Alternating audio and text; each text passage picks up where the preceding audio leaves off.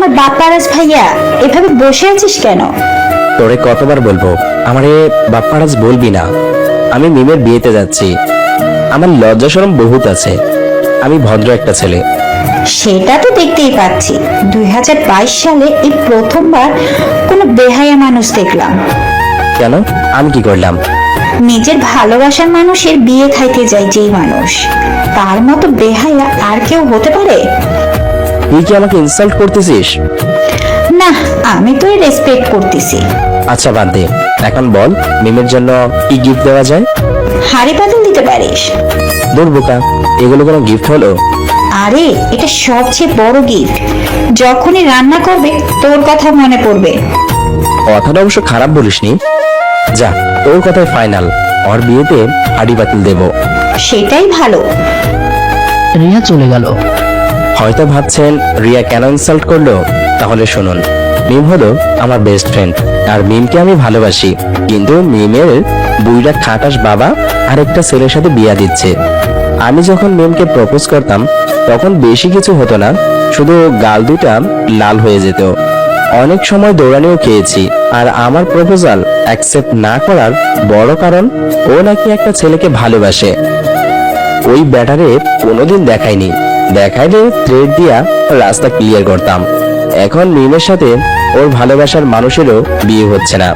আরেকটা ইংরেজ সাদা চামড়ার লোক এসে মিমকে নিয়ে যাচ্ছে। আমার চিন্তা হচ্ছে মিমের বয়ফ্রেন্ড কি করতেছে। আমি না হয় একতরফা ভালোবাসতাম, আমার কষ্ট তো কমই হচ্ছে। আহারে মিমের বয়ফ্রেন্ড, তোর জন্য এক বালতি সমবেদনা। তুই এখন মদ না খেয়ে মোলার জুস খাবি, ডিপ্রেশন কমবে। না, এভাবে বসে থাকলে হবে না। গিফট নিয়ে তো বিয়ে বাড়ি যেতে হবে, না হলে এত টাকার হাড়ি বাতিল নিয়ে যাচ্ছি, খেয়ে দিয়ে দাম ওঠাতে হবে। দুইটা বন্ধু নিয়ে গেলে মন্দ হয় না। আলভি রুম থেকে বের হলো। বের হতেই আম্মুর সাথে দেখা। আম্মু আলভিকে মাথা থেকে পা পর্যন্ত দেখতে লাগলো। আলভি আম্মুকে বলল, আম্মু, এভাবে তাকিয়ে কি দেখতেছো? দেখতেছি আর ভাবতেছি কি ভাবতেছো? তোর চেহারার সাথে না এই ড্রেসগুলো না যায় না, অন্য কিছু পরে যা। কেন আম্মু, যায় না কেন? তোরে কেমন যেন পাতলা খানের মতো লাগে। আম্মু, আমি তোমার ছেলে, সো একটু ইজ্জত তো দিবা। তুই কি সম্মানী ব্যক্তি, তোর ইজ্জত দিয়ে কথা বলতে হবে? আল্লাহ জানে বিয়েতে কি বেজাল পাকিয়ে আসিস। আরে আম্মু, তোমার ছেলে মোটেও এমন না। তোমার ছেলে যথেষ্ট ভদ্র। তুই কার কাছে বলছো শুনি? আমি সবার কাছে ভদ্র না হলেও পাশের বাসার আন্টির কাছে ভদ্র। কি বলিস, কিভাবে? আরে আন্টি তার মেয়েদের বলে, শিখো আলবির কাছ থেকে শিখো। দেখো কত নম্র ভদ্র ছেলে। তোমাদের মতো সারাদিন ফোন নিয়ে বসে থাকে না। ভদ্রতা শিখো। ওরা কি জানে তুই সারাদিন ফোন নিয়ে বসে থাকিস? ওই সারাদিন বসে থাকি। এই সখিনের মা, ঝাড়ুটা নিয়ে আসো তো। আলভি মার্কেটের দিকে চলে গেল। দুজন ফ্রেন্ডকে ফোন দিতেই মার্কেটের সামনে হাজির। আলভি মনে মনে বলল, শালাদের কাজের কথা বললেই কচ্ছপের চেয়ে স্লো, আর খাওয়ার কথা বললেই 100 ভোল্টের চেয়ে ফাস্ট হয়ে যায়। আহো বাতিজা আহো। তা বাতিজা, আজকে তোর ভালোবাসার মানুষের সাদা বানরের সাথে বিয়ে হয়ে যাচ্ছে, তা ফিলিংস কেমন? আমার ফিলিংস স্যাকাখোর। ফিলিংস স্যাড আছে, ফিলিংস ক্রেজি আছে, কিন্তু ছেঁকাখোর আছে প্রথম শুনলাম। জোকার আঙ্কেল মনে হয় নতুন আপডেট দিয়েছে। তা কি গিফট কিনবি? হাড়ি পাতিল গিফট করব। মানে কি বলতেছিস? বিয়েতে কেউ হাড়ি পাতিল দেয়? আমি দেই। কিন্তু কেন? আরে হাড়ি পাতিল গিফট করলে যখনই রান্না করবে তখনই মনে পড়বে। কথাটা মন্দ বলিসনি। আমি আমার গার্লফ্রেন্ডের বিয়েতে হাড়ি পাতিল গিফট করব। খবরদার, আমাকে কপি করবি না। আরে দোস্ত, তুই মানেই তো আমি, আর আমি মানেই তো তুই। তাহলে তোর বউ আমার বউ, আর আমার বউ তোর ভাবি। ঠিক। একটু পরে বলল, ওই ওই কি বললি? বলছি তোরে গাঞ্জা দিয়া ট্রিটমেন্ট দিতে হবে। চল এখন। চল। তারপর গিফট নিয়ে মিমের বাড়ি গেল আলভি, রাফি আর রিফাত। মিমকে দেখে কলিজা মোচড় দিয়ে উঠল আলভির। হাজার হলেও ভালোবাসার মানুষ। বউ সাজে মিমকে অনেক সুন্দর লাগছে। সবাই বিয়েতে লাল শাড়ি পরে, মিম পরেছে নীল শাড়ি। নীল শাড়ি আমার অনেক পছন্দ, তাই হয়তো মিমকে অনেক সুন্দর আর মায়াবী লাগতেছে। এখন আর ওর মায়ায় পড়ে লাভ নাই, ওই সাদা বানরের বউ হয়ে যাবে। এর চেয়ে আশেপাশের ললনাদের দেখি, আহা, দেখলেই কেমন উল্টাপাল্টা ফিলিংস কাজ করে। এসব ফিলিংস দিয়ে কিছু হবে না, মিমের সাথে আগে দেখা করে আসি। আলভি মিমের কাছে গিয়ে কয়েকটা সেলফি নিল। মিমের মনটা খারাপ, কারণ ভালোবাসার মানুষ ছেড়ে অন্য কারোর সাথে বিয়ে হচ্ছে। আলভি মিমকে বলল, কিরে, তোর মুখে কি শয়তান হিসু করে দিছে? মানে কি বলিস এগুলো? আরে সেলফি নিতেছি, একটু হাসি দে। আমি তোদের ভালোবাসা ছিলাম, আমার বিয়ে হয়ে যাচ্ছে, তোর কষ্ট হচ্ছে না? একটু হচ্ছে, কয়েকদিন পর ঠিক হয়ে যাবে। কিভাবে? কারণ তুই আমাকে বেস্ট ফ্রেন্ড হিসেবে দেখে আসছিস। আমি তোকে একতরফা ভালোবাসতাম, তুই আমাকে ভালোবাসিসনি, তাই আমার এত বেশি কষ্ট হবে না। তোর কষ্ট হচ্ছে না? হলেও কিছুই করার নেই। তা আমার জন্য কি গিফট নিয়ে আসছিস? এমন গিফট নিয়ে আসছি তুই কল্পনাও করতে পারবি না। তাই বল, কি গিফট নিয়ে আসছিস? কি এমন গিফট আনছিস? ডায়মন্ডের রিং নাকি? আজকে বেস্ট ফ্রেন্ড হিসেবে নিজেকে সার্থক মনে হচ্ছে। আরে ধর বোকা, না, তাহলে কি? আমি তোর বিয়েতে গিফট হিসেবে হাঁড়ি বাতিল দিছি। মানে কি, কেউ কারো বিয়েতে হাড়ি পাতিল দেয়? আরে আমি দেওয়ার পিছনে একটা বিশাল কারণ আছে। কি কারণ? কারণটা হলো, তুই যখনই রান্না করবি তখনই আমার কথা মনে পড়বে। কম দামের মধ্যে সারা জীবন মনে রাখার মতো এটাই সেরা গিফট। তোর গাল দুটো লাল করার আগে এখান থেকে ভাগ। ওকে, যাচ্ছি, আমি তোর আপন ছিলাম। আলভি চলে আসলো, কারণ থাপ্পড় খাইলে মান ইজ্জত যেত। ক্ষুধা পেয়েছে, খাওয়া দাওয়া করা উচিত। আলভি বন্ধুদের নিয়ে চলে গেল খাবার টেবিলে।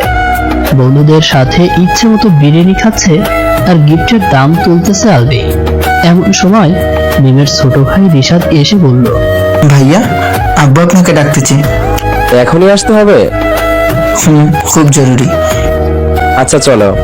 আর তোরা ইচ্ছে মতো খাস, পারলে পুটলা ভরে নিয়ে যাস, আর আমার বিয়ে মনে করে খা। রিশাদ আলভির দিকে হা করে তাকিয়ে আছে।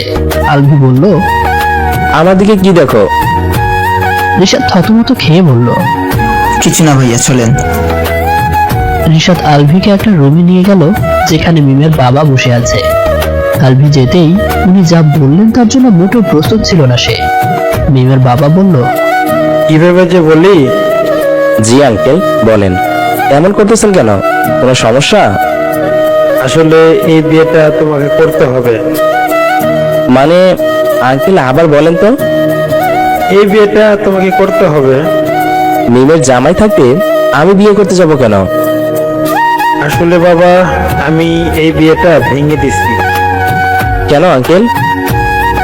আসলে যার সাথে মিমের বিয়ে ঠিক করেছিলাম ওই ছেলে একটা লুচ্চা। দেখো এই মেয়ের সাথে কি করেছে। ছি ছি আঙ্কেল, মিমের বিয়ে কিনা শেষ পর্যন্ত একটা লুচ্চার সাথে ঠিক করলেন, যে কিনা অন্য মেয়ের সাথে বেডে লুডো খেলে। বাবা, আমি এই বিয়েটা ভেঙে দিছি। এখন তুমি বিয়েটা করো। আমি জানি মিম তোমার সাথে সুখে থাকবে। আলভি বিড়বিড় করে বলল, শালার বুইরা, জীবনে কড়া ভাষা ছাড়া মিষ্টি কোনো কথা কোনোদিন বলেছিস কিনা আমার মনে নাই। আজকে তো মুখে এত মধু আসলো কই থেকে? মিমকে যদি আমার সাথে বিয়ে দেয় তাহলে তো ভালোই। আলভি মনে মনে অনেক খুশি, পারলে এখন চিকা ডাক দিত। বাবা, কি ভাবছো? বিয়ে করবো না? ইয়ে মানে আঙ্কেল। ও কথা বলতে না দিয়ে আঙ্কেল বলল, বাবা, আমার মান সম্মান বাঁচাও। আলভি মনে মনে বলল, আপনার মেয়েকে বিয়ে করতে এখন দাঁড়িয়ে আছি আমি। তবুও ভাব নিয়ে বলল, ওকে আঙ্কেল, আপনার মান সম্মানের কথা চিন্তা করে দেখলাম বিয়েটা করা উচিত।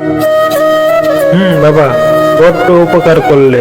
তুমি রেডি হয়ে আসো, রুমে ড্রেস আছে। আলভি বাইরে এসে স্টেজে বসলো। এরপর আঙ্কেলের অ্যানাউন্স শুনে রীতিমতো টাসকি খেয়ে গেল আর ভাবলো মানুষের মাথায় এত বুদ্ধি হয় কেমনে। তখন আঙ্কেল বলল, সবার মনোযোগ আকর্ষণ করছি। আমার মেয়ের বিয়েটা একটা সারপ্রাইজের মধ্য দিয়ে হতে যাচ্ছে। আমার মেয়ে এই ছেলেকে ভালোবাসে, তাই বাবা হিসেবে মেয়ের ভালোবাসাকে ধরে সরাতে পারি না। তাই মিমকে না জানিয়ে আমি ওর সাথে বিয়ে ঠিক করি, আর কার্ডে অন্য ছেলের নাম দিই যেন মিম বুঝতে না পারে। আমার সারপ্রাইজটা আপনাদের কেমন লাগলো? কেউ কেউ ভালো বলতে লাগলো, আবার অনেকে বলল আমার মেয়েকেও এভাবে বিয়ে দিব, বাট সারপ্রাইজটা দারুণ ছিল। আলভি মিমের বাবার কথা শুনে যেন 2 মিনিটের জন্য কোমায় চলে গেল, আর মনে মনে বলল ওনার মাথায় এত বুদ্ধি কেন? বুদ্ধিজীবী হিসেবে ওনাকে নোবেল দেওয়া উচিত। বিয়েটা কেমনে ভেঙে গেছে এটা না বলে কিভাবে কথাগুলো বলছে ভেবেছেন একবার? এটা নাকি সারপ্রাইজ ছিল। আলভি মিমের দিকে তাকিয়ে দেখলো তার দিকে চোখ বড় বড় করে তাকিয়ে আছে। এমন সময় বন্ধুরা এসে বলল, এটা কিন্তু ঠিক না। মানে কোনটা ঠিক? তোর কথা রেখে আমি শুধু বিরিয়ানি খাইছি। এখন তুই একা আস্ত একটা খাসি খাবি? আরে ভাই, তোরাও খাবি, আমি কি একা শেষ করতে পারবো? তুই চিটার, তুই বিয়ে করতে আসছিস আর আমারে বলছিস বিয়ে খেতে আসছি। আরে ভাই, খাইতেই আসছিলাম, কপাল ভালো হলে যা হয়। কেন, কি হয়েছে খুলে বল। আলভি সব খুলে বলল। সব শুনে বন্ধুরা বলল, তোর শ্বশুরের যেই বুদ্ধি, ওনার পিছনে নোবেলের সিল মারা উচিত। কিছুক্ষণ পর কাজে এসে বিয়ে পড়ালো। সব কিছুই শেষ, এখন বিদায়ের পালা। আলভি মিমের দিকে খেয়াল করে দেখলো মিম রাগী চোখে তাকিয়ে আছে।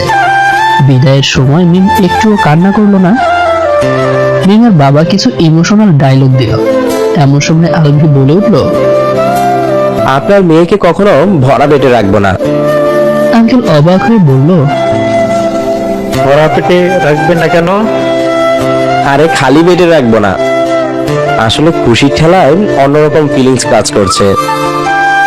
ও তাই বলো। তা গাড়ি রেডি করেছেন যাওয়ার জন্য? হ্যাঁ, আমার মেয়েকে দেখে শুনে রাখবো। আমি থাকতে আপনার কোনো ভরসাই নাই। আসি তাহলে। তারপর মিমকে নিয়ে বাসায় যাচ্ছে আলভি। মিম রাগে কটমট করতেছে, বাট কিছু বলতে পারছে না, কারণ পাশে 2টা বন্ধু আছে, তারা সেলফি তুলতে ব্যস্ত। 10 মিনিট পরেই বাসায় পৌঁছে গেল তারা। ফ্ল্যাটের সামনে দাঁড়িয়ে আছে আলভি, সাহস হচ্ছে না ভেতরে ঢোকার। আজকে নিশ্চয়ই ঝাড়ু থেরাপি খেতে হবে। মিম কিছু একটা বলতে চাচ্ছিল, তাই আলভি বলল, এখন কোনো কথা না, কথা বলবো বাসর ঘরে। মিম এমন ভাবে তাকিয়ে আছে যেন আস্ত গিলে খাবে।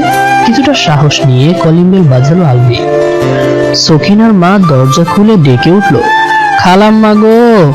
কি হয়েছে, চিল্লাচ্ছিস কেন? দেখেন ভাইজান কি করছে, কি করছে? বিয়ে করে বউ নিয়ে আইছে। কি বলিস? আলভি ও মিম ড্রয়িং রুমে ঢুকলো। আম্মু নিচে আসতেই মিম সালাম করলো। আম্মু মিমকে দেখে বলল, আরে মিম, তুমি আজকে না তোমার বিয়ে, তুমি এখানে কেন? জি, আলভির সাথে আমার বিয়ে হয়েছে। কিভাবে, কি হলো? তখন আলভি বলল, আম্মু, আমি তোমাকে বলতেছি, ওকে রুমে যেতে দাও। আচ্ছা, আগে বরণ করে নেই। মিমকে বরণ করার পর রুমে নিয়ে গেল আলভি। এরপর নিচে আসতেই আম্মু বলতে লাগলো, এবার বল, তুই কি মেয়েটার বিয়ে ভেঙে দিয়েছিলি নাকি? না আম্মু। তাহলে সত্যি করে বল, ঝাড়ুর থেরাপি খাওয়ার আগে বল। আচ্ছা শোনো, আর ওর বাবা উপায় না পেয়ে আমার সাথে বিয়ে দিয়ে দেয়। আমিও মিমকে ভালোবাসি, তাই বিয়ে করে নিয়েছি। ওকে, ভালো করেছিস। তোর আব্বু কি করে কে জানে? তুমি বোনকে বলো সেটিং করে দিতে। আব্বু তো বোনের সব কথাই শুনে। ও বাড়িতে আসুক। আলভি বাইরে চলে এলো বন্ধুদের সাথে আড্ডা দিতে। রাত হয়ে গেল, বন্ধুদের থেকে বিদায় নিয়ে বাসায় চলে আসলো। ভয় কলিজা শুকিয়ে যাচ্ছে তার। আব্বুকে কি জবাব দিবে? এমনিতেই আব্বু ভীষণ রাগী। ভয় ভয়ে দরজায় নক দিল আলভি। সখিনার মা দরজা খুলে দিল। আলভি রুমে যেতেই তখনই আব্বুর ডাক, আলভি এদিকে এসো। আল্লাহ, আমি শেষ, বাঁচাও আমাকে। আব্বুর সামনে গিয়ে মাথাটা নিচু করে নিলাম। শুনলাম বিয়ে করে ফেলেছো, বউ নাকি বাসায় নিয়ে এসেছো? জি আব্বু। আচ্ছা, ভালোই করেছো, আমাকে বললেও পারতে, আমিই করিয়ে দিতাম। ইয়ে মানে? হয়েছে, আর ইয়ে মানে করতে হবে না, শুধু আমার মেয়ের জন্য তোমাদের মেনে নিলাম। আব্বু আমি রুমে যাই। যাও। আলভি উপরে উঠেই বোন রাস্তা আটকালো আর বলতে লাগলো, কি রে বাপ্পারাজ, বিয়ে করে ফেললি? আমাকে একটা কল দিয়ে বলতে পারলি না? কত ইচ্ছে ছিল বাপ্পারাজে বিয়ে খাবো, তুই তা হতেই দিলি না। এখন জরিমানা দে। কিসের জরিমানা? একা একা বিয়ে করে ফেলেছিস, আমাকে জানাসনি, বিয়েও খেতে পারলাম না, এর জরিমানা দে। কত? বেশি না, 10,000 টাকা দিলেই হবে। এত টাকা কই পাবো? তাহলে আব্বুকে বলি এই মাঝরাতে বাসা থেকে বের করে দিলে কেমন হবে? আচ্ছা দিব, এক শর্তে। কি সত্য? আমাকে বাপ্পারাজ বলতে পারবি না। এ মনেও বলবো না, এবার টাকা দে। সকালে দেব। না, এখন দে। এখন তো কাছে নাই, সকালে দিব, সত্যি। ওকে। আলভি রুমের সামনে এসে দরজা খুলে যা দেখলো তা হলো মিম পায়ের উপর পা তুলে ফোনে কথা বলতেছে। আলভিকে দেখে ফোন রেখে দিল আর বলতে লাগলো, কি রে, ভ্যাট খাইতেছিস কেন? আমি তোমার স্বামী, সো সম্মান দিয়ে কথা বলবা। এমন জায়গায় মারবো না, না দেখাইতে পারবি না সইতে পারবি। তুই আমার কিসের স্বামী? হ্যাঁ, মানে আজকে আমাদের বিয়ে হয়েছে, এখন তো আমি তোমার স্বামী। মিম আলভির কলার ধরে বলল, আমার বয়ফ্রেন্ড আছে আর ওর সাথে কথা হয়েছে, খবরদার স্বামীর অধিকার দেখাতে আসবি না। আমার বয়ফ্রেন্ড বলেছে আমাকে মেনে নিবে। আর কি বলছে? বলেছে খুব তাড়াতাড়ি তোকে ডিভোর্স দিতে। তোমার বয়ফ্রেন্ডকে দেখাবা? কয়েকদিন পর মিট করব, সাথে তোকেও নিয়ে যাব। আচ্ছা ভালো, আসো বউ, লুডো খেলি। কিসের লুডু? তুই চিটার, তুই বাটপার। হোয়াট দ্য ফুচকা, আমি তোমার সাথে কি সিটারি আর কি ব্যাপারই করেছি? তুই বাবাকে উল্টাপাল্টা বুঝিয়ে আমাকে বিয়ে করেছিস। ওমা তাই নাকি? তোমার জামাই আরেক মায়ের সাথে লুডো খেলছিল, সেই ভিডিও তোমার বাবার কাছে পাঠাইছে। পরে মান ইজ্জতের কথা ভেবে আমার মতো কিউটুস ছেলের সাথে তোমার বিয়ে দিছে। তোমার ভাগ্য ভালো, আমার মতো কিউটুস জামাই পাইছো। ও মা, তাই নাকি?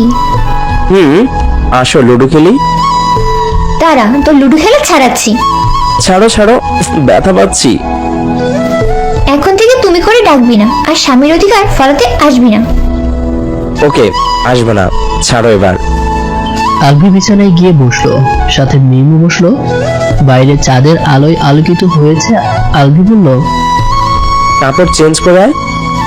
মিম আলভির দিকে চোখ বড় বড় করে তাকিয়ে বলল, কেন? আরে আয় না, দেখ বাইরে কত সুন্দর চাঁদ দেখা যাচ্ছে, চল জ্যোৎস্না বিলাস করি।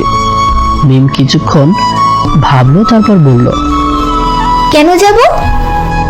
আরে চল তো, দেখবি মন ভালো হয়ে যাবে। আচ্ছা ওকে। মিম কাপড় চেঞ্জ করে আসলো, এরপর দুজনে ছাদে গেল। আলভি দোলনায় বসলো আর মিম দাঁড়িয়ে আছে। তখন আলভি বলল, দাঁড়িয়ে আছিস কেন, বস এখানে।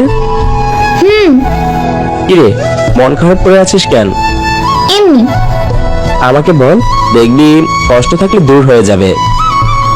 আলভি দেখ, ফাজলামি করবি না, আমি তোকে সিরিয়াস কিছু বলবো, প্লিজ সিরিয়াস ভাবে উত্তর দিবি। আচ্ছা বল। আচ্ছা, ভালোবাসা কি জোর করে আদায় করা যায়? না, কখনো না।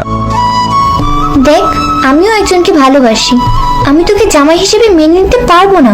আমি তোকে ভালো একটা বন্ধু ভাবি, প্লিজ তুই জামাইয়ের অধিকার নিয়ে আসিস না। আচ্ছা আসবো না, কিন্তু আমাদের যেহেতু বিয়ে হয়েছে, আব্বু আম্মুর সামনে জামাই বউয়ের মতোই থাকিস। সেটা তোকে বলতে হবে না, তুই একটা প্রমিস করবি আমাকে। কি প্রমিস? তুই আমার ভালোবাসার মানুষের কাছে পৌঁছে দিবি। আলভি কিছুক্ষণ ভেবে বলল, ঠিক আছে দেব। Thank you. আমি জানি তুই ফাজিল হলেও মনটা ভালো, এই জন্যই তুই আমার বেস্ট ফ্রেন্ড। আর পাম দেওয়া লাগবে না। ওকে। তারপর অনেকক্ষণ কথা বলে রুমে চলে আসলো তারা। ঘুমানোর জন্য আলভি বিছানায় শুতেই মিম বলল, এই ওঠ, কেন? একসাথে থাকা যাবে না, পরে তুই আবার কিছু করে বসবি। আরে কই ঘুমাবো তাহলে? নিচে ঘুমা। মিম, আমি থাকতে তোর কোনো ভরসাই নাই, আমি জানি, বাট উপরে থাকতে দে। না, দেওয়া যাবে না। তাহলে মাঝখানে কোল বালিশ দিয়ে ঘুমাই। আচ্ছা, খবরদার ছুঁয়ে দেখার চেষ্টাও করবি না।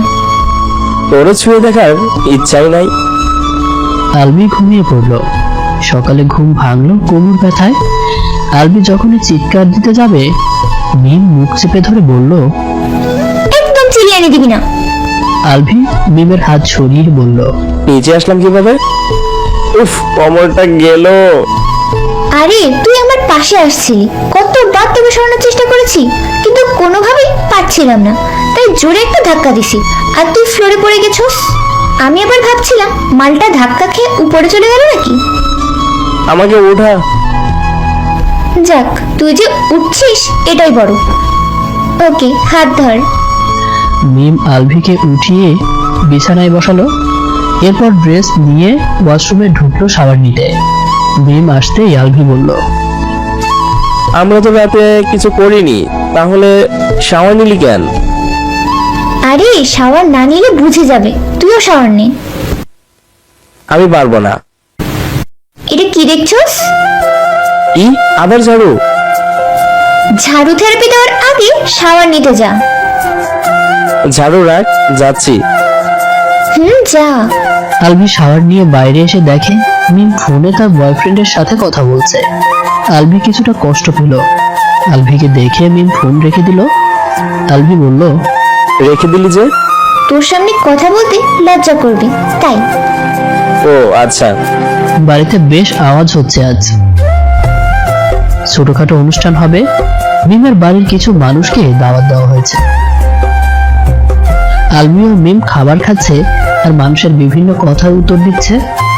এমন ভাবে কথা বলছে মনে হচ্ছে দুজন দুজনকে পেয়ে অনেক খুশি। দুপুরে সকলে দাওয়াত খেতে আসলো। দিনটা হাসি ঠাট্টার মাঝেই কেটে গেল। পরের দিন আলভির ঘুম ভাঙলো মিমের পানি দেওয়ার জন্য। আলভি বলল, এভাবে আর কখনো ঘুম ভাঙাবি না। কেন? পানি ঢেলে ঘুম ভাঙালে আমার ভীষণ রাগ হয়। তাহলে এটা প্রতিদিন অ্যাপ্লাই করব। আমিও বদদোয়া দিব। কি বদুয়া? তোর সাথে যেন তোর বয়ফ্রেন্ডের মিল না হয়। ফালতু কথা বাদ দে, যা ফ্রেশ হয়ে আয়। ওকে। রাগ নিয়ে ওয়াশরুমে গেল আলভি। তারপর ছাদে গিয়ে ব্রাশ করতে লাগলো। তখন ছোট বোন পেছন থেকে এসে বলতে লাগলো, ওরে চিটার, ওরে পাটপার। আলভি পেছনে তাকিয়ে বলল, কি হয়েছে, চিৎকার করছিস কেন? আমার টাকা কই? কিসের টাকা? কালকে যে টাকা দেওয়ার কথা ছিল, দিস নাই কেন? আমি কখন, কোন দিন আর কোন সময় বলছি যে টাকা দেব? ও, ভুলে গেছিস তাই না? আব্বুকে যখন উল্টাপাল্টা বোঝাবো তখন সব মনে পড়বে। আরে না না বোন, আমি এক্ষুনি রুমে যাব আর টাকা নিয়ে এসে তোকে দেব। আমি তো ইয়ার্কি করছিলাম, আব্বুকে বলার কি আছে। ওকে যা, টাকা নিয়ে আয়। আজকে সকালটাই আমার জন্য বাসময় সকাল। দাঁত ব্রাশ শেষ করে ওয়াশরুমে ফ্রেশ হলাম। তারপর টাকাগুলো নিয়ে বোনকে দিলাম, মনে হচ্ছে রক্ত দিচ্ছি। রিয়া আলভিকে 2 টাকার নোট দিল। তখন আলভি বলল, এই 2 টাকা নিয়ে কি করব? 2 টাকা দিয়ে 2টো চকলেট খাস। তোর 2 টাকা তুই রাখ। আলভি রুমে চলে গেল আর মিমকে সাথে নিয়ে খেতে গেল। দুজনে খাবার খেলাম। আম্মু অনেক কথাই বলল। আমার এক কান দিয়ে ঢুকেছে তো অন্য কান দিয়ে বের হয়েছে। খাওয়ার শেষে বন্ধুদের সাথে আড্ডা দিতে গেলাম। আলভি কিছুক্ষণ আড্ডা দিল। তারপর ফুচকার দোকান থেকে 2টা পার্সেল ফুচকা নিয়ে আর কিছু চকলেট কিনে বাড়ি ফিরল। একটু লেট হয়ে গেল বাসায় ফিরতে। আম্মু কিছুক্ষণ বকা দিল। এরপর একটা পার্সেল অর্ধেক চকলেট বোনের কাছে দিলে খুশি হয়ে গেল আর বাকিটা মিমকে দিতেই বলল, এগুলো কেন আনছিস? তুই খাবি তাই। এতক্ষণ কই ছিলি? আড্ডা দিচ্ছিলাম। আরো পরে আসতি, আমি ক্ষুধায় শহীদ হলে। কেন, তুই এখনো খাসনি? না, তোকে রেখে খেলে আম্মু কি ভাববে, তাই খাইনি। আচ্ছা, আমি ফ্রেশ হয়ে আসি। তুই এগুলো খা, এরপর নিচে গিয়ে খাবো। ওকে। তারপর আলভি ফ্রেশ হয়ে মিমের সাথে নিচে গিয়ে খেয়ে এসলো। বিকেলে আলভি গেম খেলছিল, এমন সময় মিম বলল, আলভি, আমাকে ডিভোর্স দিবি কবে?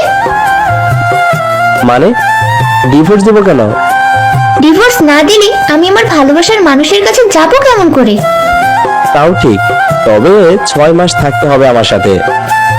এতদিন কেন? ডিভোর্স দিতে 6 মাস লাগবে। ও, রেডি হয়নি? কেন? বাড়ি থেকে নিতে আসছে। 1 মিনিট অপেক্ষা কর, আমি 10 মিনিটে আসছি। ওকে। শ্বশুর বাড়িতে এসে দরজায় নক দিলে আলভি শ্বশুর দরজা খুললে আলভি বলল, আসসালামু আলাইকুম শ্বশুর আঙ্কেল। ওয়ালাইকুম আসসালাম। কিন্তু শ্বশুর আঙ্কেল কি? বুঝতে পারেননি? তাহলে বুঝিয়ে বলছি। বলো। আগে আপনাকে আঙ্কেল বলে ডাকতাম, এখন আপনার মেয়েকে বিয়ে করেছি, তাই বাবা বলা উচিত। কিন্তু ভেবে দেখলাম কোনটা বলে আপনাকে সম্বোধন করা যায়, তাই শ্বশুর আঙ্কেল বলেছি। বুঝতে পারছি, এখন থেকে আঙ্কেল বলে ডেকো না, আঙ্কেল ডাকাটা কেমন জানি শোনা যায়। আচ্ছা, তাহলে শ্বশুর ফাদার বলে ডাকি। ওকে। আলভি ও মিম রুমে এসে ফ্রেশ হয়ে নিল। এরপর মিম তার মায়ের সাথে কথা বলতে গেল। আলভি বসে আছে, তখন মিমের ভাই রিসাত এসে বলল, তোমার জন্য আমার জিএফ আমার সাথে ব্রেকআপ করে দিছি। ওর কথা শুনে মনে হলো মাটি ফাঁক হয়ে গেছে আর আমি উপরে উঠে এসেছি। পুচকুর বয়স সবে মাত্র 6 থেকে 7 বছর হবে, বাট অনেক দুষ্টু। আমি বললাম, তোর জিএফ আছে? ছিল, তোমার জন্য ব্রেকআপ হয়েছে। তোমাকে তোমাকে আমি ছাড়বো না। কেন, আমি কি করছি? তোমাকে দেখে আমার জিএফ ক্রাশ খাইছে, পরে বলছে বিয়ে করলে তোমাকেই করবে। এই কথা শুনে আলভি হাসবে না কাঁদবে বুঝতে পারছে না। তখন আলভি বলল, এখন কি করতে হবে? তুমি আমাকে ওর সাথে সেটিং দিয়ে দিবা? যদি না দেই? একদিন কি করছিলাম মনে আছে? এত সহজে ভুলে যাও কিভাবে? আচ্ছা ভাই, যা, তোর প্রেম সেটিং দিয়ে দিব। ওকে। রিসাত চলে গেল। আসলে কেন রাজি হয়েছি জানেন? একদিন ওর বাড়িতে আসছিলাম, পরে আমার প্যান্টে পানি ঢেলে বলেছিল আলভি ভাইয়া প্যান্টে হিসু করে দিছে। মান ইজ্জত একেবারে পানির সাথে মিশিয়ে দিছিল। ওখান থেকে কোনো মতো বাড়িতে আসছিলাম। এখন যদি ওর কথা না শুনি তাহলে আবার কি যে করবে কে জানে। কিছুক্ষণ পর মিম এসে খেতে ডাকলো। খাওয়া শেষ করে কোনো মতে রুমে আসলো আলভি। মিম এসে বলল, কি রে, এভাবে শুয়ে আছিস কেন? বেশি খেয়ে ফেলেছি। ফ্রিতে পাইছিস, খাবি তো? হাজার হলেও শ্বশুর বাড়ি, কম খেলে অপমান করা হবে। তাই তো। আচ্ছা শোন, ভালোবাসি। ভালো কথা। মিম চলে গেল, হয়তো বয়ফ্রেন্ডের সাথে কথা বলবে। আলভিও নিচে গেল। নিচে যেতেই একটা পিচ্চি আসলো। আলভি তাকে অনেক আদর করে। একটু পর রিসাত এসে বলল, ভাইয়া, ওরে নিয়ে আসছি, সেটিং করে দাও। কই? রিসাত বেশ কিউট একটা পিচ্চিকে সামনে এনে বলল, এই যে। আলভি পিচ্চিটার সামনে গিয়ে বলল, কেমন আছে বাবু? প্রেমই করলে না আর বাবু টাকা শুরু করে দিচ্ছ? আলভি অবাক হয়ে ভাবলো, ল্যাও ঠালা, শালা বাবু আগুনের সাথে প্রেম করছে এতদিন। এরপর বলল, আমি তো প্রেম করব না, ওই করবে। আমি ওর সাথে করব না, আমি তোমাকে ছাড়া বাঁচবো না। আলভি মনে মনে বলল, আল্লাহ আমার উপর ঠাডা ফালাও, আমি মরি। তবুও বলল, তুমি ওর সাথে প্রেম করবে না কেন? কারণ তুমি ওর থেকে কিউট। আচ্ছা ওয়েট, আমার ছোটবেলার পিক দেখাই। আলভি উগান্ডার একটা কালো পিচ্চির দিকে পিক দেখালো আর বলল, দেখছো ছোটবেলায় আমি কেমন ছিলাম, বড় হয়ে কিউট হয়েছি। আর ওরে দেখো কত কিউট, বড় হলে আরো কিউট হবে। সত্যি তো? ও কিউট হবে তো? 100% হবে। না হলে তোমার খবর আছে। ওকে। পিচ্ছি দুটো চলে গেল আর যাওয়ার আগে থ্যাঙ্ক বলে চলে গেল। আর আলভি বাইরে ঘুরতে গেল। কিছুক্ষণ ঘোরাঘুরি করে অ্যাডভোকেটের কাছে ডিভোর্সের অ্যাপ্লাই করলো। আর রাতে বাসায় ফিরলো। ফ্রেশ হয়ে বেডে বসতেই মিম বলল, এই আলভি শোন, কান খোলাই আছে, বল। কিভাবে যে বলি, যেভাবে বললে সোজা হবে ওইভাবেই বল। আসলে কালকে আমার বয়ফ্রেন্ড দেখা করতে চাচ্ছে। মানে কি বলিস? কালকে দেখা করবি কিভাবে? তোর আব্বু আম্মু বেরোতে দেবে? সেটাই তো চিন্তা করছি। প্লিজ দোস্ত, হেল্প কর। আমি কিভাবে হেল্প করব? তুই আব্বু আম্মুকে বললে রাজি হবে। আমি শ্বশুর বাড়িতে আসছি মজার মজার খাবার খাওয়ার জন্য, বাইরে ঘোরাঘুরি করার জন্য না। প্লিজ হেল্প কর। তুই না আমাকে ওর কাছে ফিরিয়ে দিবি? আমি তোর আব্বু আম্মুকে বলবো, যদি যেতে দেয় অবশ্যই যাব। আচ্ছা ওকে। তুই যদি বলিস শিওর দেবে। ওকে বলবো। হ্যাপি? চল খেতে যাবি।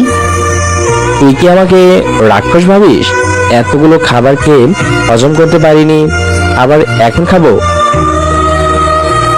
আজকে রাতে আর খাবো না, তুই খেয়ে নে। না, আম্মু তোকে যেতে বলেছে, সো যেতেই হবে। আচ্ছা চল। খাবার টেবিলে গেলাম। খাওয়ার কোনো ইচ্ছাই ছিল না, তবুও জোর করে খাওয়ালো। আলভি শ্বশুর মশাইয়ের সাথে একটু ফাজলামি করে মিমকে নিয়ে রুমে চলে এলো। মিম বলল, রাত অনেক হয়েছে, ঘুমিয়ে পড়। কেন, বয়ফ্রেন্ডের সাথে কথা বলবি নাকি? তুই বুঝলি কেমনে? যাকে ভালোবাসি তার মন কখন কি চায় তা এমনি বোঝা যায়। আমি বাইরে যাচ্ছি, তুই কথা বল। না, যা লাগবে না। আব্বু আম্মু দেখলে কি ভাববে? কিছু হবে না, কথা বলা শেষ হলে কল দিস। ওকে। আমি যাকে ভালোবাসি সে আমাকে ভালোবাসে না, যে আমাকে ভালোবাসে আমি তাকে ভালোবাসি না। কি অদ্ভুত জিনিস। কিন্তু ভালোবাসার মানুষকে অন্য কারোর সাথে দেখে অনেক কষ্ট হয়। কথাগুলো ভাবতে ভাবতে আলভি বাইরে চলে গেল। আমি না হয় এতটুকু কষ্ট সহ্য করলাম, তবুও সে সুখে থাকুক, এতেই আমি খুশি। শ্বশুর এসে দেখলো আলভি ছাদে দাঁড়িয়ে আছে, তাই জিজ্ঞাসা করলো, কি ব্যাপার, ওখানে দাঁড়িয়ে আসছো কেন? খেতে আসছি। মানে কি খেতে আসছো? তুমি বিড়ি সিগারেট খাও নাকি? এই যে একটা কথা বলবেন, আপনার কোলে নোবেল তুলে দেওয়া উচিত। কেন, কি করছি? আমার দেখে কি মনে হয় আমি বিড়ি সিগারেট খাই? বাট গাঁজা হলে সেটা অন্য কথা ছিল। তাহলে কি খেতে আসছো? আমি খোলা হাওয়া বাতাস খেতে এসেছি। ও, সেটা তো বলবা। আমি আরো ভাবছিলাম। ভাববেনই তো, বয়স বেড়ে গেলে চিন্তা ভাবনা ঠিক হলো না। তখনই মিমের কল। আলভি কথা বলা শেষ করলো। শ্বশুরের দিকে খেয়াল করতেই দেখলো চোখ বড় বড় করে তাকিয়ে আছে। জিজ্ঞেস করলো, কে ফোন দিছে? আপনার মেয়ে, আমার বউ ফোন দিছে। ও, তাই বলো? আসলে মেয়েটা জিন ভূত খুব বেশি ভয় পায়। যাও বাবা, তাড়াতাড়ি যাও। আর যেতে যেতে ভাবতে লাগলো, শ্বশুর মশাই, আপনার মেয়ের সম্পর্কে আপনার কোনো ধারণাই নাই। ও নাকি জিন ভূত ভয় পায় না। আর হাতে কি জিনিস তুলে দিছেন সেটা আমি জানি, আর আপনার বউ জানে। আপনি তো কিছুই জানেন না। রুমে এসে আলভি মিমকে বলল, কিরে, কথা বলা শেষ? কি বললি? কালকে যে মিট করব এগুলোই। ও অনেক হ্যাপি হয়েছে। ওকে, ঘুমিয়ে পড়। ওকে। মিম ঘুমিয়ে আছে আর জানালা দিয়ে চাঁদের আলো তার মুখে পড়ছে। এতে মিমকে আরো মায়াবী লাগছে। আলভির চোখে ঘুম নেই। মিমের দিকে তাকিয়ে ভাবছে, ইস, ও যদি আমাকে ভালোবাসতো। আমার যেটা বেশি চাই সেটা পাওয়ার সম্ভাবনা খুব কম, তবে ভাগ্যে থাকলে হবে। কত স্বপ্ন ছিল কেউ একজন বিয়ের পর আমাকে বুকে মাথা রেখে ঘুমাবে, তার নিঃশ্বাস আমার বুকে পড়বে, প্রতিটা হৃদয় স্পন্দন আমি শুনতে পারবো। ভাবতে ভাবতে ঘুমিয়ে পড়লো আলভি। সকালে ঘুম ভাঙলো সুরসুরিতে। আলভি তাকিয়ে দেখে নিশাদ তার কানে সুরসুরি দিতেছে, তার পাশে মিম বসে হাসতেছে। আলভি মিমের দিকে কিছুক্ষণ তাকিয়ে থাকলো, আজ মিমকে একটু বেশি সুন্দর লাগছে। আলভি রিশাদকে বলল, এভাবে ঘুম ভাঙালি কেন?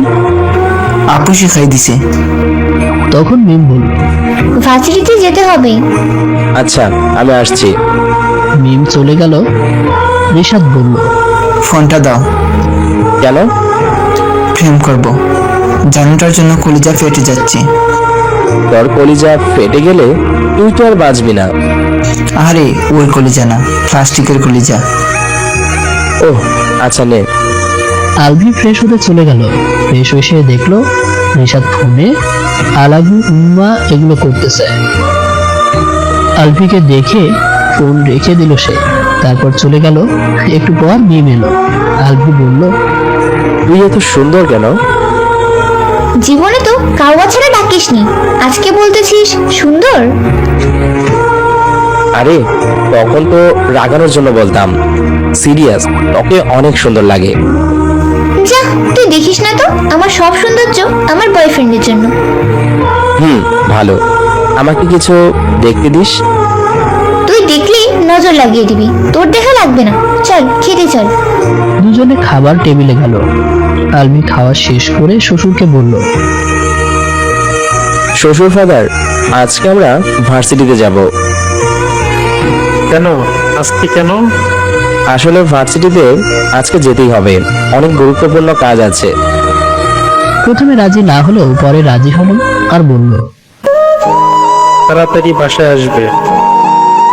ওকে। রেডি হয়ে বাইরে আসলাম। মিমকে অনেক সুন্দর লাগতেছে।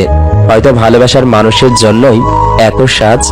দুজনে রিস্কায় করে ভার্সিটির গেটের সামনে আসলাম।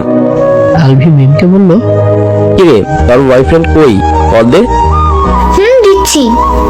মিম কল দিল। কথা শেষে বলল, আমাদের ডিপার্টমেন্টের পেছনে গাছের নিচে দাঁড়িয়ে আছে। চল তাড়াতাড়ি। দুজনেই সেখানে গেল। আলভি ছেলেটাকে চিনতে পারলো, নাম আবির, একজন প্লে বয়। তবুও ভদ্রতার খাতিরে বলল, হ্যালো ভাইয়া, ভালো আছেন? আবির একটু ভাব নিয়ে বলল, ভালো আছি। আলভি আর জিজ্ঞাসা করলো না, অনেক ভাব দেখাচ্ছে।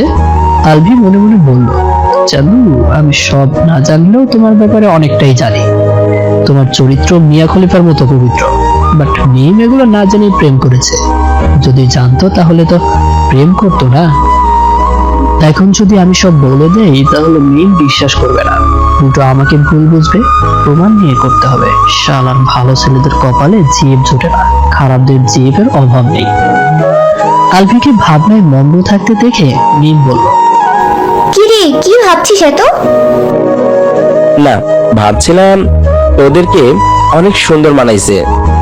দেখতে হবে না বয়ফ্রেন্ড ডাকার? অনেক কষ্ট হচ্ছে আলভির। এমন পরিস্থিতিতে পড়তে হবে ভাবেনি সে। তবুও হাসি মুখে কথা বলছে ওদের সাথে। আবির বলল, তুমি একটু ওইদিকে যাও, আমি ওর সাথে কথা বলি। ও কেন যাবি? থাকুক। না, আমার লজ্জা করবে। প্লিজ ভাই যাও। আচ্ছা আমি যাচ্ছি। আমার জীবনে খারাপ মুহূর্তগুলোর মধ্যে এটা একটা। অবশ্য সবরে মেওয়া ফলে। আমার কপালে মিম আসলেও আসতে পারে। আলভি দূরে দাঁড়িয়ে মিমদের কথা বলা দেখছে। আবির এমন ভাব ধরছে যেন ভাজা মাছটাও উল্টে খেতে জানে না। আলভি ভাবছে, আমার জানা মতে আবির তো এমন না, ও তো অনেক নোংরা। তাহলে মিমের সাথে এভাবে কথা বলছে কেন? এর পেছনে কি অন্য কোনো স্বার্থ লুকিয়ে আছে? কি জানি কি প্ল্যান আবিরের। মিম 15 মিনিট কথা বলল। আবির চলে গেল। আলভির কাছে মিম আসতেই আলভি বলল, কিরে সব ঠিকঠাক আছে তো? ছেলেটা অনেক সরল সোজা, সহজভাবেই সবকিছু বুঝে নিচ্ছে। কেমন সরল সোজা সেটা আমি জানি। কি রে, আজকে কি মনোবিজ্ঞানী হয়ে গেছিস? এখানে আসার পর ভাবনার জগতে হারিয়ে যাচ্ছিস, কথা কম বলতেছিস। আরে না এমনি। এখন বল, তোর বয়ফ্রেন্ডকে কি বলছিস? ও জানতে চাইছে আমাকে ডিভোর্স কবে দিবি। ও আচ্ছা, পেয়ে যাবি। Thank you. দুজনেই চুপচাপ হাঁটছে। মিম ভাবতে লাগলো, কি হলো আলভির?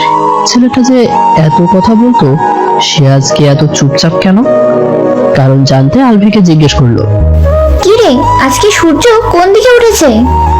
প্রতিদিন উত্তর দিকে ওঠে, আজকে দক্ষিণ দিকে উঠেছে। সেটাই তো দেখতে পাচ্ছি। তোর মন খারাপ কেন? নাকি আমার বয়ফ্রেন্ড পছন্দ হয়নি?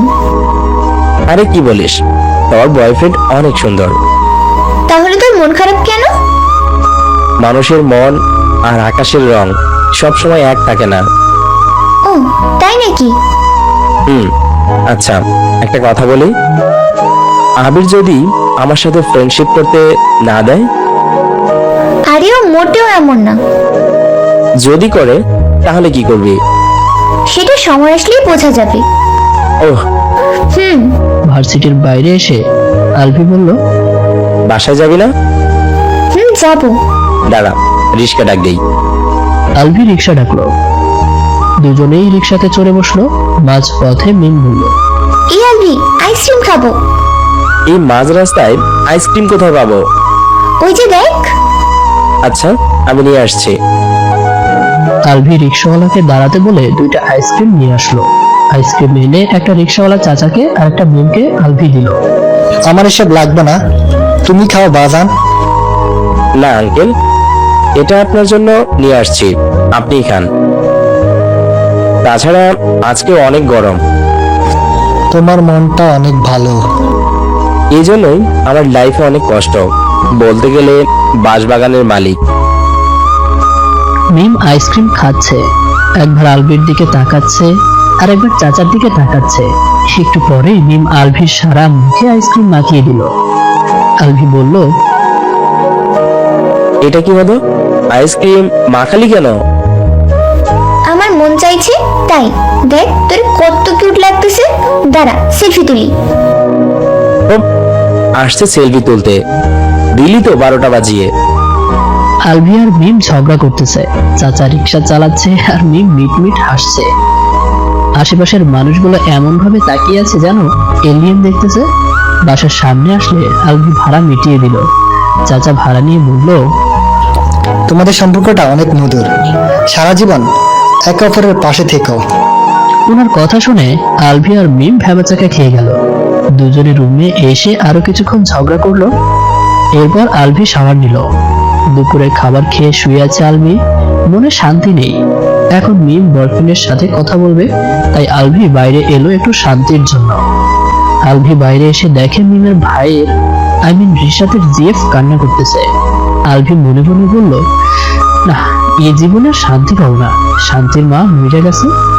আলভি পিচ্চিটার কাছে গিয়ে বলল, কি গো, এভাবে কান্না করিস কেন? ভাইয়া, আমি শেষ। তোর দেখি সব আছে, তাহলে কি শেষ? ভাইয়া, আমি প্রেগনেন্ট। আল্লাহ, দড়ি ফালাও। আমি কি শুনলাম, এইটুকু মেয়ে নাকি প্রেগনেন্ট? আলভি জিজ্ঞেস করলো, মানে কি বলিস? ও আমাকে চুমু খাইছে, এখন আমি প্রেগনেন্ট। ওহ, এই ব্যাপার? চুমু খাইলে প্রেগনেন্ট হয় না। আমি বাংলা সিনেমায় দেখেছি। আরে হবে না। সত্যি তো? সত্যি। কেউ আমাকে মাইরা ফালাও, আমি আর বাঁচুম না। এই পিচ্চিটাও চুম্মাচুম্মি করে, আর আমার কপালে আজও একটা চুমু জুটলো না। ওই নিবিড়ে কোনো মতো বুঝিয়ে আলভি রুমে আসলো। বিকেলে রিশাদ এসে বায়না ধরলো ঘুরতে নিয়ে যাওয়ার জন্য। আলভি ওকে ঘুরতে নিয়ে আসলো। রিশাদকে নিয়ে মার্কেটে ঢুকলো আলভি, আর ভেতরে অনেক ভেবাচাকা খাওয়ার মতো উত্তর দিতে হলো। আলভি ভাবলো, এই পুস্কিরা তো পাকড়া বানাইছে কেন? এভাবে চলতে থাকলে ওর ফাপড়ে ওর বাপকে ছাড়িয়ে যাবে। ঘুরতে ঘুরতে এক সময় আলভি রিশাদকে নিয়ে একটা কাপড়ের দোকানের সামনে দিয়ে যাচ্ছে। সেখানে একটা মেয়ে তার পার্সোনাল একটা জিনিস কিনতেছে। ওটা মেবি রিশাদ দেখে ফেলেছে। মেয়েটার পাশ দিয়ে যেতেই রিশাদ বলে উঠলো, সাইজ কত? মেয়েটা ঘুরে আলভির দিকে তাকালো, আর আলভি, সে তো রিশাদের কথা শুনে মনে মনে হচ্ছে 2 মিনিটের জন্য কোমায় চলে গেছে। মেয়েটা আলভির দিকে তাকিয়ে এর আগে খটমট করতেছে। দোকানদারও কেমন করে তাকিয়ে আছে। ওরা ভাবতেছে আলভি হয়তো শিখিয়ে দিয়েছে, কিন্তু আলভি তো থ হয়ে দাঁড়িয়ে আছে। আলভি মনে মনে, আল্লাহ, এই পাবলিকের মার খাওয়ার হাত থেকে বাঁচিয়ে দাও, আজকে আমি শেষ। মেয়েটাকে আলভি কিছু বলতে যাবে, তখনই রিশাদ বলে উঠল।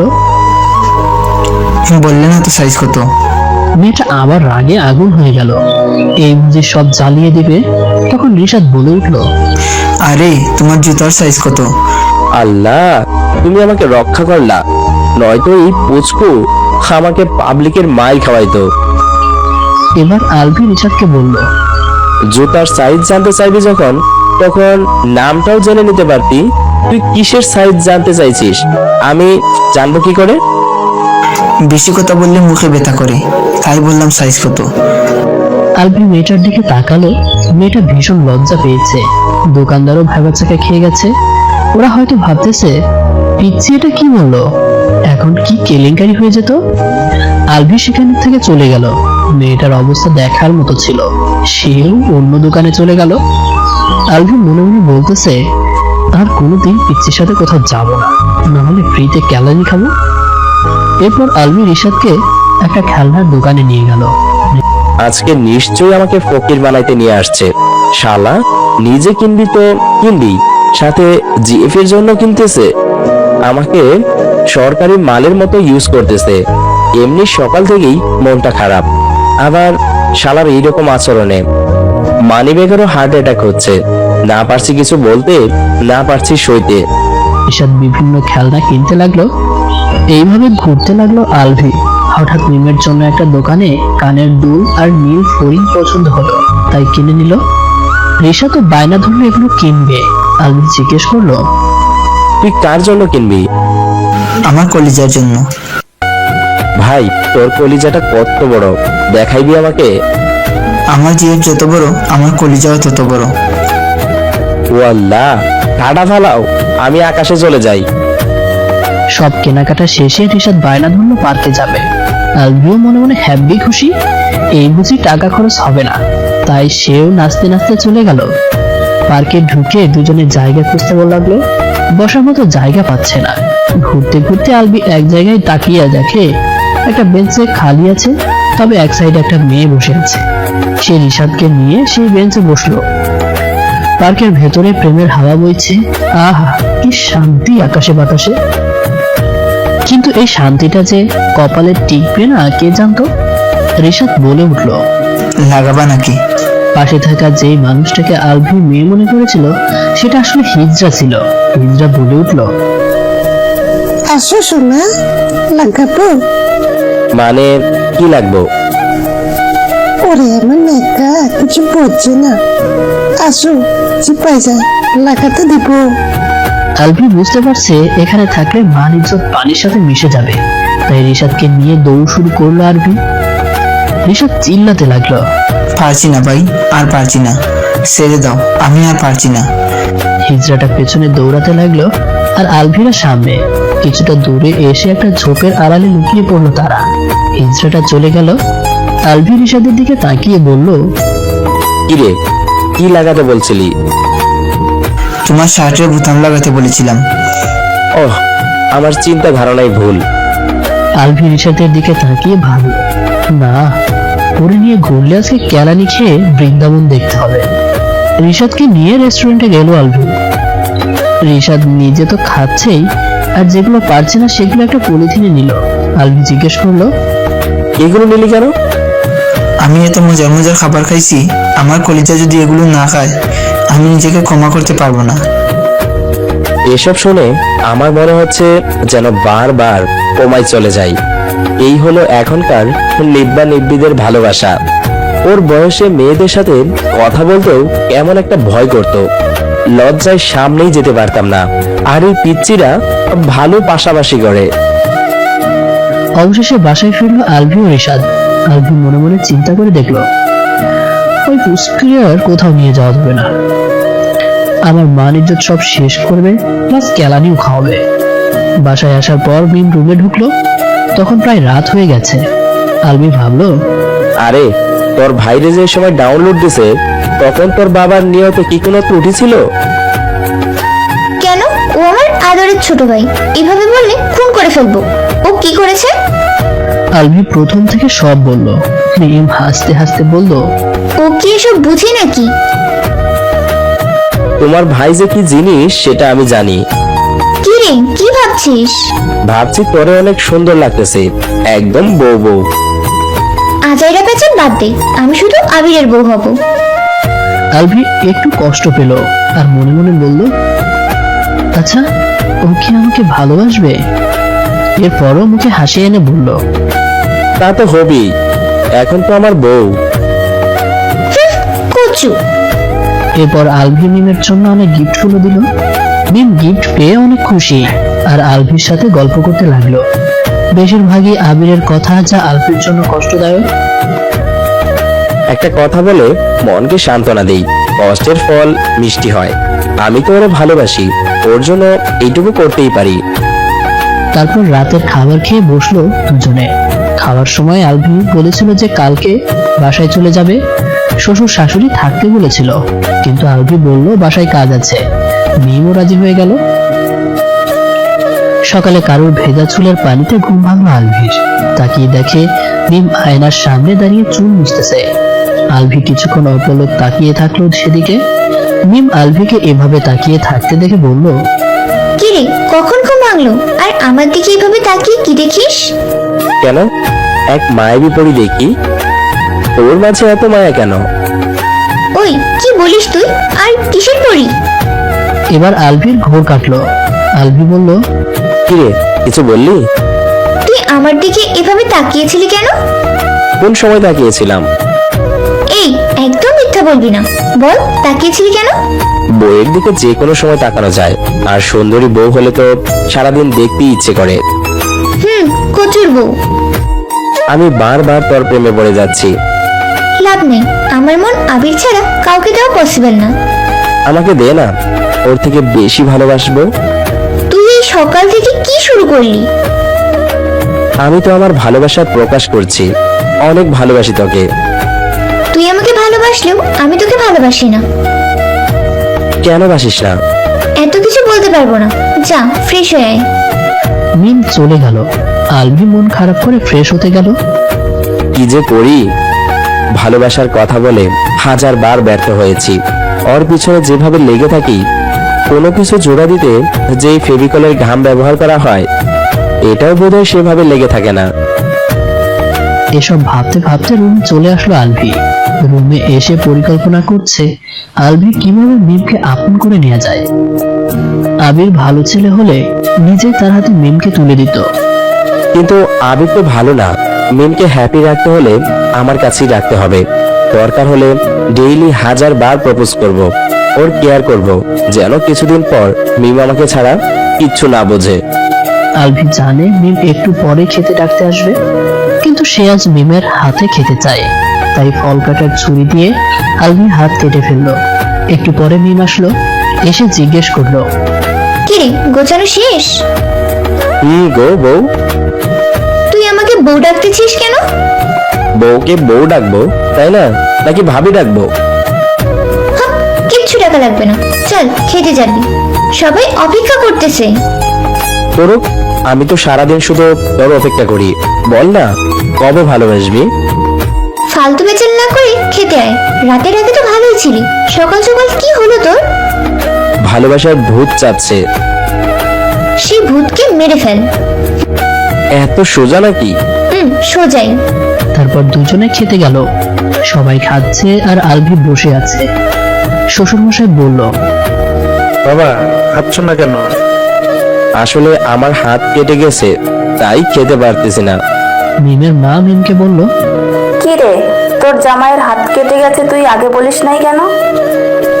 আম্মু, আমি জানি না যে ওর হাত কেটে গেছে। কোথায় থাকিস? নিজের জামাই হাত কেটে ফেলেছে, খবর থাকে না? মিম আলভির দিকে তাকিয়ে অবাক চোখে তাকিয়ে আছে। আঙ্কেল বলল, আচ্ছা, তাহলে চামচ দিয়ে খাবার খাও। আলভি মন খারাপ করে বলল, আচ্ছা। তখনই আন্টি আঙ্কেলকে বলল, তোমার কি সাধারণ জ্ঞান বলতে কিছুই নেই? কেন? ও চামচ দিয়ে খাবে কেন? ওই মিম, যা ওকে খাইয়ে দে। মিম হা করে তাকিয়ে আছে। তখন আন্টি আবার বলল, এভাবে তাকিয়ে আছিস কেন? যা খাইয়ে দে। জি আম্মু, যাচ্ছি। মিম আলভির মুখে খাবার তুলে দিতে লাগলো। আলভি মন ভরে খাচ্ছে আর মনে মনে শাশুড়িকে ধন্যবাদ জানাচ্ছে। মিম কিছুটা রেগে প্লাস লজ্জাও পাচ্ছে। মিমের খাওয়ানো দেখে শ্বশুর শাশুড়ি মিটিমিটি হাসতেছে। হঠাৎ শ্বশুর আলভিকে বলল, শোনো বাবা, জামাই বউ এক পেটে খেলে মায়া মোহাম্মদ ভালোবাসা বাড়ে। জি। খাওয়া শেষে রুমে আসলো আলভি, সাথে মিমও আসলো। এসেই আলভির কলার ধরে বলল, তোর হাত কিভাবে কাটলো? আমি তো কেটেছি। মানে কি বলিস? তোর হাতে খেতে ইচ্ছে হচ্ছিল, তাই হাত কেটে ফেলেছি। তুই কি পাগল? তোর ভালোবাসার জন্য পাগল হয়ে গেছি রে। তোর ট্রিটমেন্ট করতে হবে। তোর মনে জায়গা দে, ভালো হয়ে যাব। মিম আর কোনো কথা বললো না। তারপর গতকাল আলভি যে গিফটগুলো দিয়েছিল সেগুলো পরে মিম রেডি হলো। আলভি মিমের কাছে গিয়ে বলল, আমি আবার তোর প্রেমে পড়ে গেছি রে। ভালো কথা। তুই আমার প্রেমে পড়বি কবে? জীবনেও পড়বো না, আমি শুধু আবিরকে ভালোবাসি। ধুর, জেনে শুনে বারবার বাঁশ খেতে যাই। বাট কিছু পেতে হলে কিছু বাঁশ খেতে হয়, আর ভালোবাসার মানুষকে পেতে হলে বেহায়া আর নির্লজ্জ হতে হয়। আমিও না হয় বেহায়া হলাম। সবার কাছ থেকে বিদায় নিয়ে আলভি মিমকে নিয়ে নিজের বাসায় আসলো। বাসায় আসতেই আম্মু আর বোনকে হাজার হাজার প্রশ্নের উত্তর দিতে হলো আলভিকে। রুমে আসার পর মিম পোশাক চেঞ্জ করতে যাচ্ছিল, তখন আলভি বলল, এগুলাই থাকুক, তো ওটাকে অনেক কিউট লাগে। না, আমি খুলে ফেলবো। আরে না, আমি এভাবে দেখতে চাই, প্লিজ পুলিশ না। মিম কিছুক্ষণ ভেবে বলল, ওকে। লক্ষ্মী বউটা। হয়েছে, পাম দিস না। আচ্ছা দেখে আসি আন্টির কোনো হেল্প লাগবে কিনা। আচ্ছা যা। মিম চলে গেল আর আলভি ফ্রেশ হয়ে রেস্ট নিচ্ছে। একটু পর মিম আবার চলে এলো, তাই আলভি বলল, কিরে চলে আসলি কেন? আন্টি বললো রেস্ট নিতে, কোনো কাজই করতে দিল না। তবুও টুকটাক হেল্প করতি। আরে আমাকে জোর করে পাঠিয়ে দিছে, কোনো কাজই করতে দিল না। ওকে, তাহলে গল্প করি। তারপর তারা গল্প করতে লাগলো। এমন সময় দুপুর হয়ে গেল। দুপুরে খাওয়ার সময় মিম আলভিকে খাইয়ে দিয়েছে। আলভি শুয়ে আছে। এমন সময় বন্ধুরা ফোন দিয়ে আড্ডায় যেতে বলল। আলভি পরে যাবে বলে ঘুমিয়ে গেল। বিকালে উঠে আড্ডা দিতে গেল আলভি। বন্ধুদের আড্ডায় অনেক প্রশ্নের উত্তর দিতে হলো তাকে। আলভি মনে মনে বলল, বিয়ে কর, আমার মতো শালা পেলে বুঝবি মজা। হঠাৎ সামনে রাস্তায় তাকিয়ে দেখলো আবির একটা মেয়ে নিয়ে দাঁড়িয়ে আছে। আলভি ভাবলো, নিশ্চয় জিএফ হবে। এটা কি যে ভাবি, বোনও তো হতে পারে। বোনকে নিয়ে রাস্তায় বেরোতেই পারে, কমন ব্যাপার। আলভিকে চুপ থাকতে দেখে বন্ধুরা বলল, কিরে কি ভবিষ্যৎ? তেমন কিছু না। চল আজকে আমাদের খাওয়াবি। আমার কিডনি বেঁচে খাবি? ওকে চল সবাই। সবাই যার যার মতো বাসায় চলে গেল। আলভির আজ ভালো লাগছে না, তাই বাসায় চলে আসলো।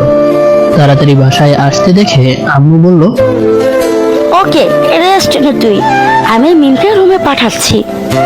ওকে। আলভি রুমে গেল। বেডে শুয়ে ভাবছে, মিম কি আমার হবে না? ওকে এত কাছে পেয়েও হারিয়ে ফেলবো। একটু পরেই মিম আসলো আর বলল, কিরে এত তাড়াতাড়ি তো কোনোদিন আসিস না, আজকে আসলি যে? বাসায় বউ রেখে বাইরে থাকার কোনো মানেই হয় না। ওমা তাই? আচ্ছা তোকে একটা প্রশ্ন করি। কর। আবিরের কোনো বোন আছে? কেন, তুই প্রেম করবি নাকি? কি যে বলিস, প্রেম করবো কেন? আরে বল না। তাহলে জানতে চাইছিস কেন? না, ওর কোনো বোন নেই, ও বাবা মায়ের একমাত্র সন্তান। ওহ, তাহলে ওটা জিএফ ছিল। আমি জানি আবির মিমকে এমনিতেও মেনে নিবে না, হয়তো ওর কোনো চাল আছে মিমকে নিয়ে। আলভি মিমকে বলল, তোর কাছে একটা জিনিস চাইবো, দিবি? কি জিনিস? তোর হাসি মাখা মুখটা দেখতে ইচ্ছে করতেছে, একটু হাসবি? মিম অবাক হয়ে ভাবছে, এরকম কারো বায়না হতে পারে? মিম একটু হাসলো, সাথে লজ্জাও পেল। Thank you. এটা বলেই ছাদে চলে গেল আলভি। কিছুক্ষণ পর মিমও ছাদে আসলো। মিম বলল, কিরে একা একা কি করিস? তোর কথা ভাবি। কি এত ভাবিস? তুই রূপকথার কোনো এক পরীর মতো। তা মারিস না। তুই কি ফুটবল নাকি? না, সত্যি ভালোবাসি তোকে। কিন্তু আমি বাসি না। কেন বাসিস না? জানি না। একটা রিকোয়েস্ট রাখবি? কি? তুই আবিরের হোস না প্লিজ। এটা রাখতে পারবো না। তবে তবে কি? তবে যতদিন আছি আমাকে যদি পটাতে পারিস তবে থেকে যাব। ওকে। বেশ কিছুক্ষণ কথা বলল তারা। রাত 10টায় রুমে আসলো দুজনেই। ছোট বোন এসে খাওয়ার জন্য ডেকেছিল, তবে দুজনেই না করে দিয়েছে। আলভি ইয়ারফোনে গান শুনছে আর মিম আবিরের সাথে কথা বলছে। আলভির একটু ইচ্ছা হলো ওদের কথা শুনতে, তাই মিউজিক অফ করলো। মিম বলছে, এসব কিছুই হবে না, আগে বিয়ে হোক তারপর সব হবে। ওপাশ থেকে কি বলছে তা শুনতে পায়নি আলভি। হয়তো জোর করতেছে, যার কারণে মিম ফোনটা কেটে দিল। আলভির কেন জানি ঘৃণা হতে লাগলো মিমের উপর। একরাশ ঘৃণা নিয়ে ঘুমিয়ে পড়লো আলভি। সকালে আলভি মিমকে ডেকে তুললো। ঘুম থেকে উঠেই থাপ্পড় মারলো আলভিকে। মনে হয় রাতের রাগটা আলভির উপর দেখালো। দিনের শুরুতেই থাপ্পড় খেয়ে মনটা ভীষণ হয়ে গেল আলভির। তবুও হাসি মুখে বলল, তোর হাতে এত জোর, দাঁত নাড়িয়ে ফেলেছিস। মিম অবাক হয়ে তাকিয়ে আছে। এভাবে তাকানো লাগবে না, যা ফ্রেশ হয়ে আয়।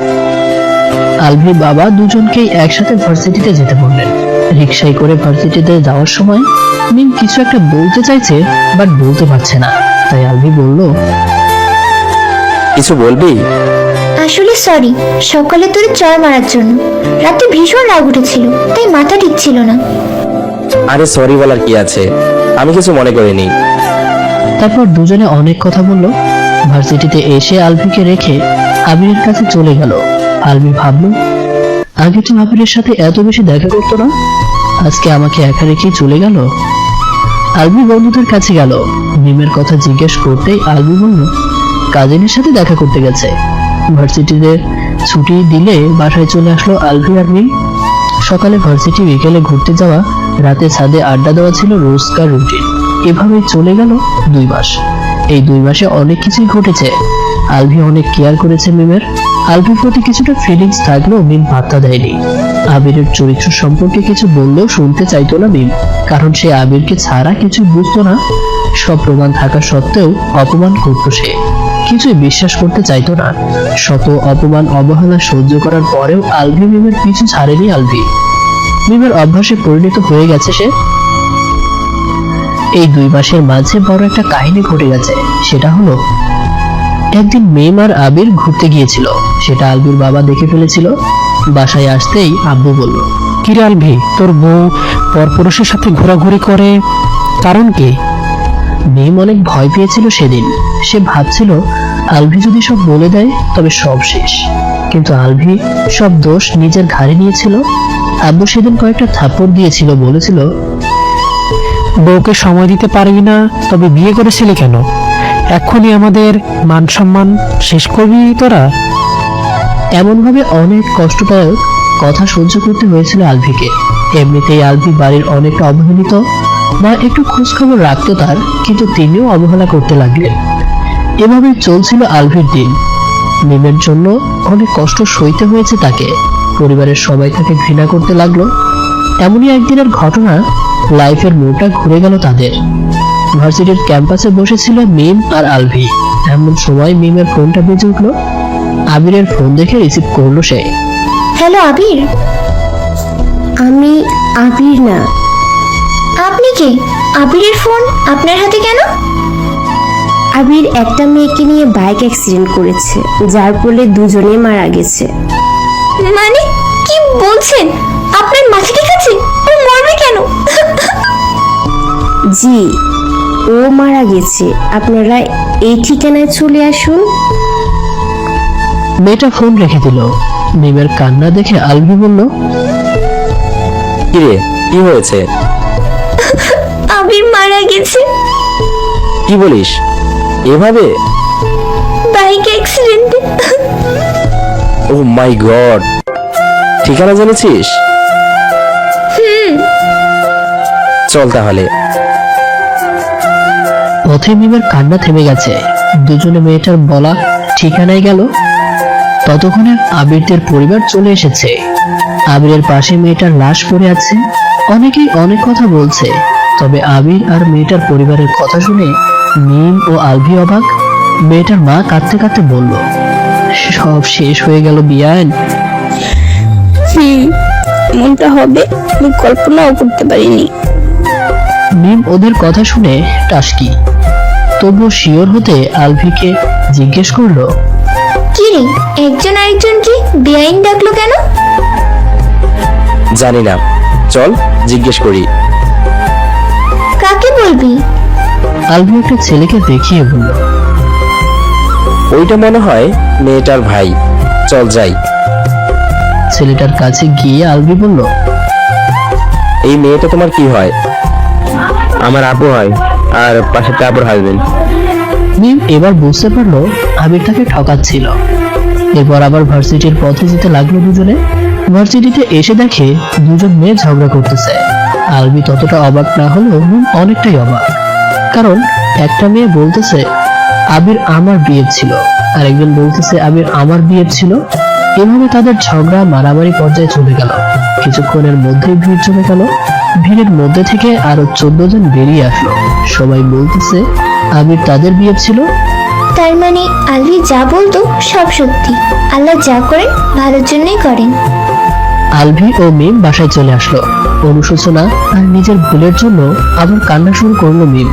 ফর্সা মুখ লাল হয়ে গেছে, দেখে মনে হচ্ছে কেউ মেরেছে। নখ দিতেই আম্মু এসে দরজা খুলে দিল। বাবা সোফায় বসে আছে। মিম কান্না করতে করতে রুমে চলে গেল। সেটা সবাই দেখে ফেলেছে। আলভি রুমে যাবে তখনই বাবা পথ আটকে দাঁড়ালো আর বলল, ওকে মেরেছিস কেন? আলভি ভয়ে ভয়ে বলল, আব্বু আমি। বলতে না দিয়েই থাপ্পড় দিল আলভির মুখে। আব্বু কোনো কথাই শুনলো না। অনেক কথা শুনতে হলো তাকে। তারপর রুমে চলে গেল। মিম কান্না করতে করতে ঘুমিয়ে গেছে। মিমের প্রতি ঘৃণা থাকলেও প্রকাশ করে না আলভি।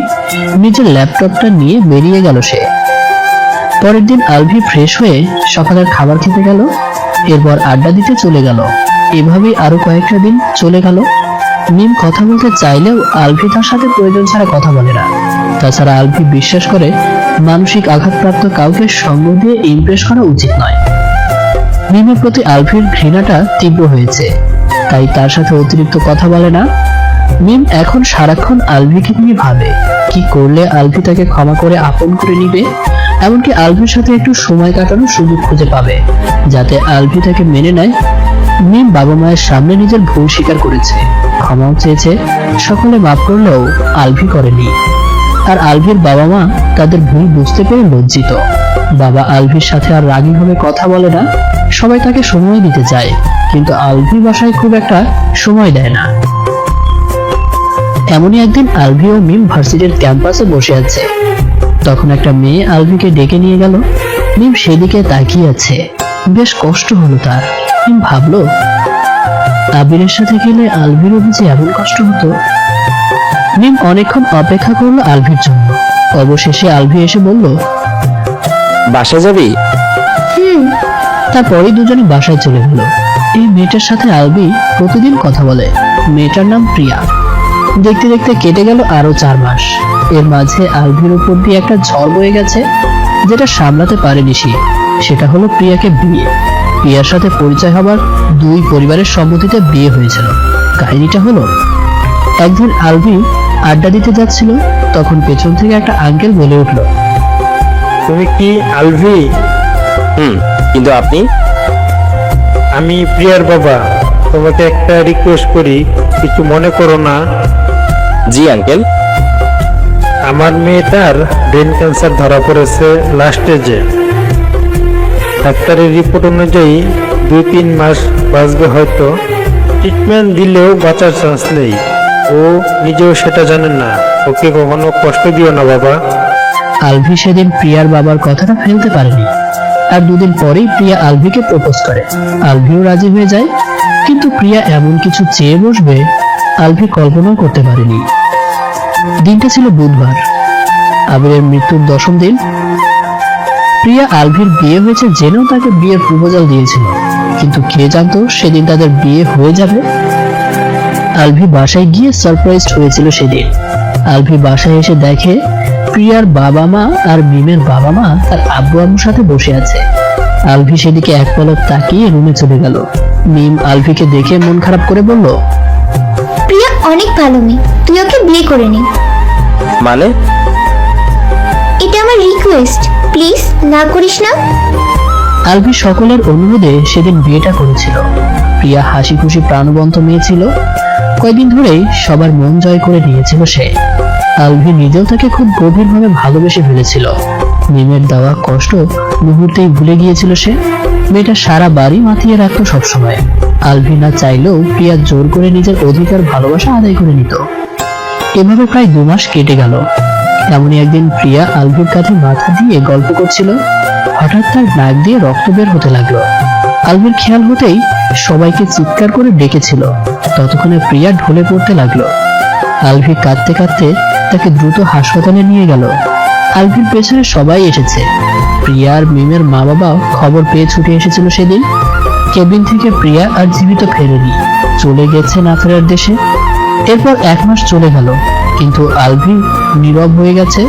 রোজ প্রিয়ার স্মৃতি নিয়ে ভাবে আর নামাজ শেষে দোয়া করে। মিমও আলভির সাথে নামাজ আদায় করে। সবসময় কেয়ার নিতে থাকে আলভির, তবে সেরকম কোনো পরিবর্তন পায় না মিম। এখনকার আলভি আর আগের আলভির মাঝে আকাশ পাতাল তফাৎ।